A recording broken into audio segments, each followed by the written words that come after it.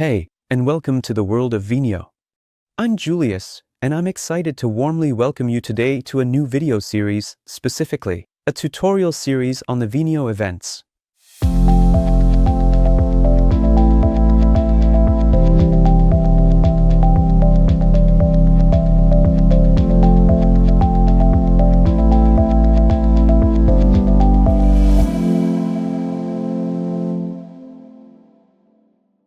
This series is all about event management with viewneo. We're talking about event management in general. I'll show you some use cases with signage boxes, touch screens, and much more. And of course, I'll also show you how to set it up in viewneo. Today, we're just going to ease into the events in this episode. And first, I'll explain a few basic things about it. So, what are playlist events anyway?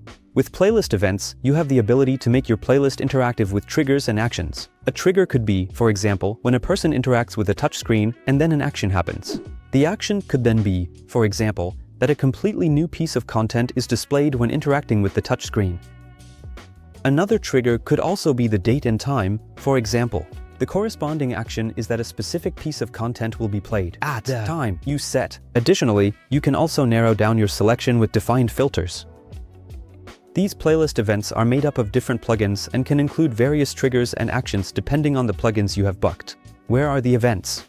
You can find the events of a playlist here in a CMS under the Playlist tab. And if you select a playlist now and right-click on it, a small submenu will pop up right here. And here we're selecting Events now. As you can see, a new window is opening up now. And now you have the option to create your event here.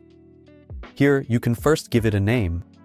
Right below that, you get the selection of triggers. And below that, you'll find the filters. Next comes the selection of actions, which of course also depends on which triggers you choose.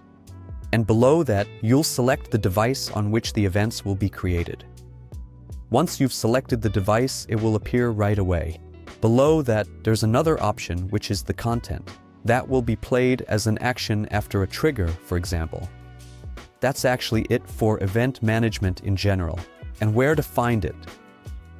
In the second part of the video series, I'll show you the first use case using the signage box. Make sure to subscribe and hit the bell so you definitely don't miss it. Thanks for watching, and see you in the next video.